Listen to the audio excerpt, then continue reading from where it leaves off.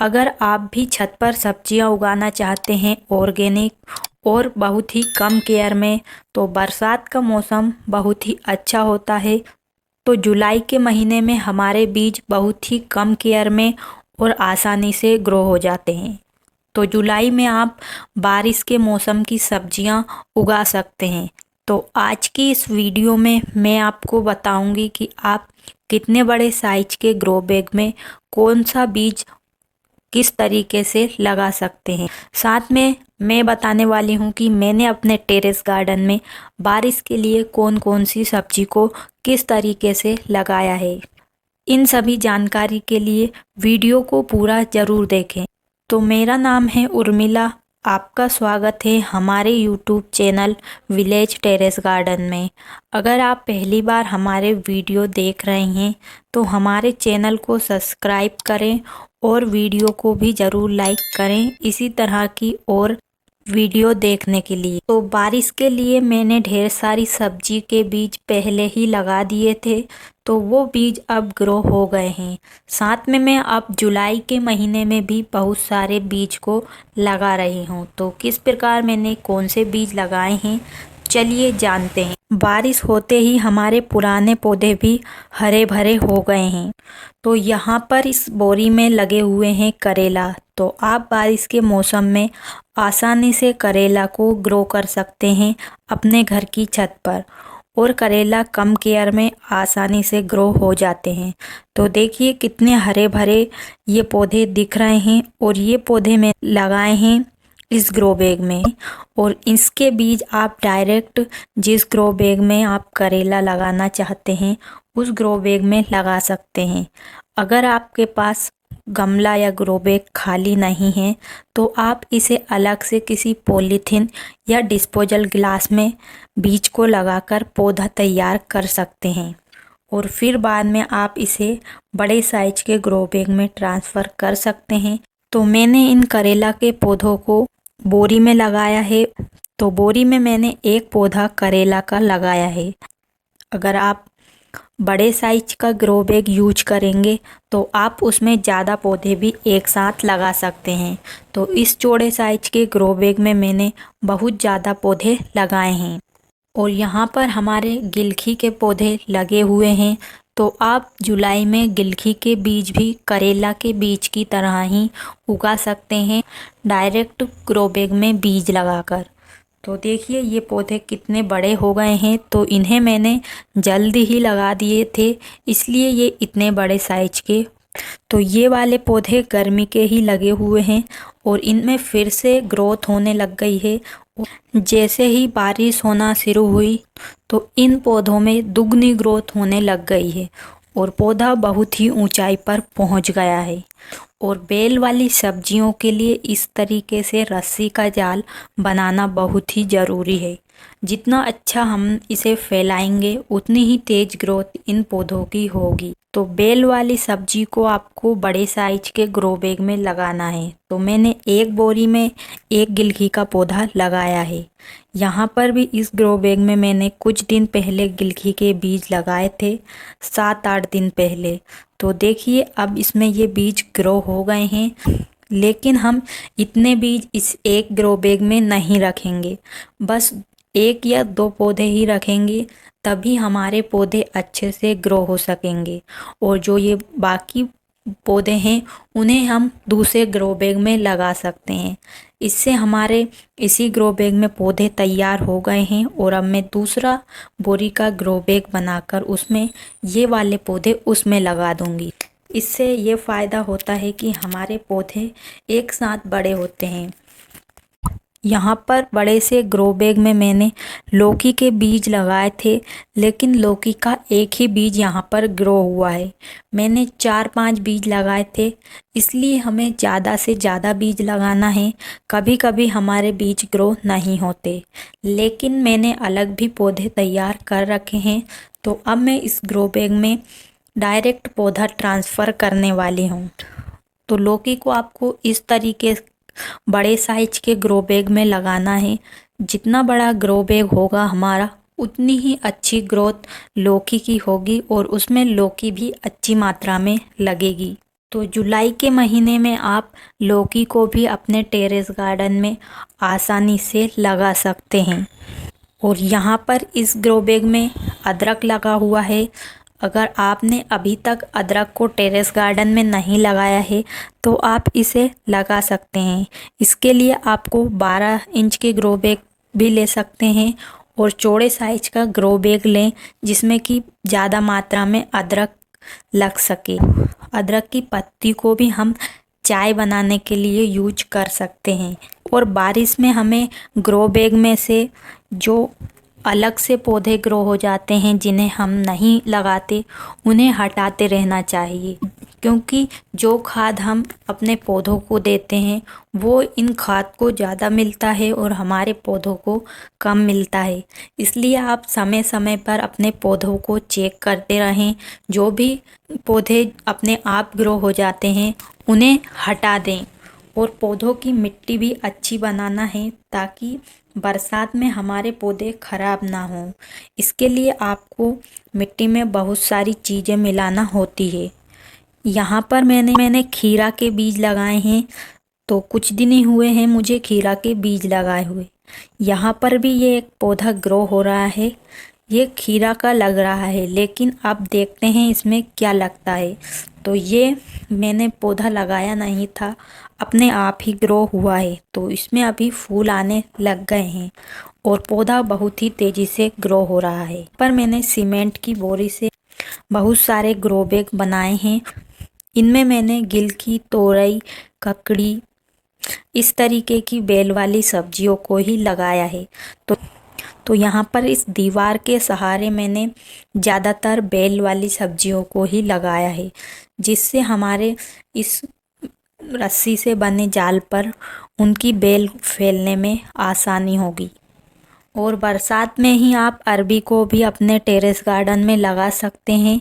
अरबी में आपको पानी का ध्यान देना है, ज़्यादा पानी अरबी को पसंद नहीं होता है।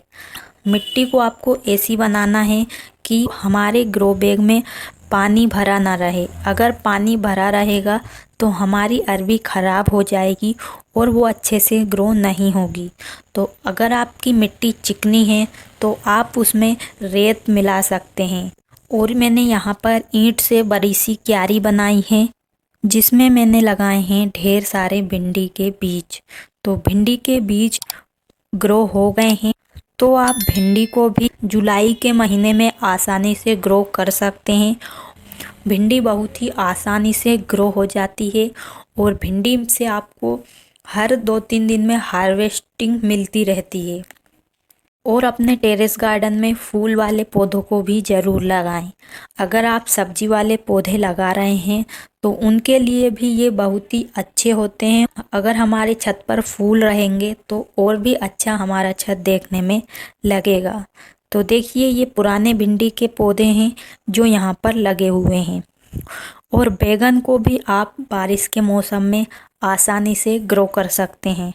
ये वाले बैगन के पौधे पुराने हैं जिन्हें मैंने बरसात में, सर्दियों में लगाए थे। वो पौधे हैं जिनकी मैंने कटिंग कर दी थी। तो कटिंग के बाद जैसे ही बारिश हुई तो इनमें नई नई ग्रोथ हुई है और हर ग्रोथ पर बैगन के फूल लग रहे हैं। तो बहुत जल्द हमारे टेरेस गार्डन में बहुत ज़्यादा मात्रा में बैगन लगने वाले हैं। और बारिश के मौसम में बीमारियों का भी बहुत तेज़ी से अटैक होता है, इसलिए आपको अपने पौधों को चेक करते रहना है। जो भी पत्ती खराब हो गई है उसे तुरंत हटा देना। और आपको पत्तियों के पीछे चेक करना है कोई कीड़ा तो नहीं लग गया है। इस तरीके से हम चेक करेंगे तो हमारे पौधे पर बीमारी नहीं आएगी, और बीमारी आ भी जाएगी तो हमें पता रहेगा और हम उसका जल्दी से सफाया भी कर सकेंगे। अगर हमें बाद में पता चलता है तब तक हमारे पौधे पर पूरी तरह से वो बीमारी फैल चुकी होती है, तो फिर उसे कंट्रोल करना मुश्किल हो जाता है। और अगर आप चाहते हैं कि आपके बैगन के पौधे पर जितने भी फूल आए हैं उनमें बैगन बने, तो आपको फूल को कुछ इस प्रकार से प्रेस कर देना है हल्के हाथों से, जिससे कि इसमें पॉलिनेशन हो जाएगा और ये फूल टूटकर गिरेगा नहीं, यहाँ पर बैगन जरूर बनेगा। जुलाई में आप तुलसी के पौधे को भी आसानी से ग्रो कर सकते हैं। तुलसी को आप बीज से भी ग्रो कर सकते हैं या तुलसी की कटिंग को भी लगा सकते हैं। और अजवाइन का पौधा भी आसानी से कटिंग से लग जाता है। और घर की छत पर पड़े हुए कबाड़ का भी यूज आप अपने छत पर सब्जियां लगाने के लिए कर सकते हैं। तो ये एक टायर है जिसमें मैंने पालक के बीज लगाए हैं। और आप खराब पड़ी हुई बोतल का भी यूज कर सकते हैं। इसमें मैंने पोर्टुलिका और मॉसरोज को लगाया है और देखिए कितनी अच्छी ये बोतल देखने में लग रही है। हम चाहें तो इन्हें कहीं टांग भी सकते हैं तो ये और भी अच्छी देखने में लगेगी। और इनमें जब फूल खिलेंगे तो बहुत ही सुंदर हमें और भी अच्छी ये दिखने लगेगी। यहाँ पर हमारे लगे हुए हैं फूलों वाले पौधे। तो इन गुड़हल की पौधों की मैंने कटिंग कर दी थी। उसके बाद देखिए इसमें कितनी तेज़ी से ग्रोथ हो रही है। पहले जो ये पौधे थे वो देखने में बहुत ही बेकार लगते थे क्योंकि मैंने इन्हें कटिंग से ग्रो किया था और इनकी पहली बार इस तरीके से मैंने कटिंग की है। तो अब इनकी ब्रांच पूरी बराबर रहेगी जिससे इसमें फूल भी ज़्यादा खिलेंगे और ये देखने में भी पौधा हमारा घना और अच्छा दिखने लग जाएगा। अगर आपके पौधे में भी एक ही ब्रांच है तो आप ज़्यादा ब्रांच करने के लिए उनकी कटिंग कर सकते हैं। इसी तरह आप पुराने बैगन के पौधों की भी कटिंग कर सकते हैं। कटिंग करने से पौधे बहुत ही ज़्यादा घने हो जाते हैं और उनमें ढेर सारी ब्रांच आती है। और जुलाई के महीने में आप पालक को भी आसानी से लगा सकते हैं और पालक के बीज आप पुरानी पालक के ही यूज कर सकते हैं। देखिए यहाँ पर कितनी हरी भरी पालक लगी हुई है। अगर आपके पास गमला या ग्रो बैग खाली नहीं है पालक लगाने के लिए तो आप हर ग्रो बैग में जहाँ पर आपके पौधे लगे हुए हैं उनमें एक एक दो दो बीज अगर डाल देंगे तो आपको वहाँ से ही फ्री में पालक तोड़ने के लिए मिल जाएगी और आपको अलग से इन्हें लगाने की ज़रूरत भी नहीं पड़ेगी। और यहाँ पर इस क्यारी में लगी हुई है हमारी भिंडी। तो मैंने ढेर सारे भिंडी के बीज इस क्यारी में लगाए हैं। साथ में यहाँ पर फ्रेंच बीन्स और लॉन्ग बीन्स को भी मैंने लगाया है। तो ये बीन्स मैंने अलग ही लगाई है क्योंकि बीन्स के पौधे में बहुत ज़्यादा कीड़ों का अटैक होता है। तो इन्हें अलग रखी है ताकि हमारे पूरे पौधों में ये कीड़े ना हों। और इस टब का इस्तेमाल मैंने धनिया लगाने के लिए किया है। और यहाँ पर इस टब में मैंने मेथी को ग्रो किया है तो मेथी अब ग्रो होना शुरू हो गई है। साथ में यहाँ पर हमारे ढेर सारे बीज से पौधे तैयार हो रहे हैं। अगर आपके पास गमले और ग्रो बैग खाली नहीं हैं तो आप इस तरीके से अलग बीज को लगा सकते हैं पहले ही, ताकि आप समय से पहले उन्हें लगा सकें। और जब आप गमला और ग्रो बैग तैयार कर लें तब इन्हें आप ट्रांसफ़र कर सकते हैं। तो यहाँ पर बैगन, मिर्च, टमाटर इन सभी के बीज तैयार हो रहे हैं। साथ में बेल वाली सब्जियों के बीज भी लगे हुए हैं। तो सभी बीज ग्रो हो चुके हैं। तो आप इस तरीके से ढेर सारी सब्जियों के बीज बारिश में आसानी से अपने छत पर उगा सकते हैं। तो उम्मीद है आपको आज की वीडियो पसंद आई होगी।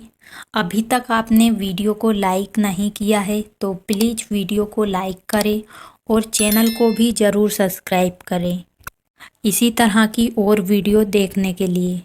तो कमेंट कर आप ज़रूर बताएं कि आपको आज की जानकारी कैसी लगी और वीडियो आपको कैसा लगा। तो उम्मीद है आपको जानकारी पसंद आई होगी। तो आज के लिए बस इतना ही। मिलते हैं किसी नई वीडियो में। तब तक के लिए नमस्कार और वीडियो को पूरा देखने के लिए आपका धन्यवाद।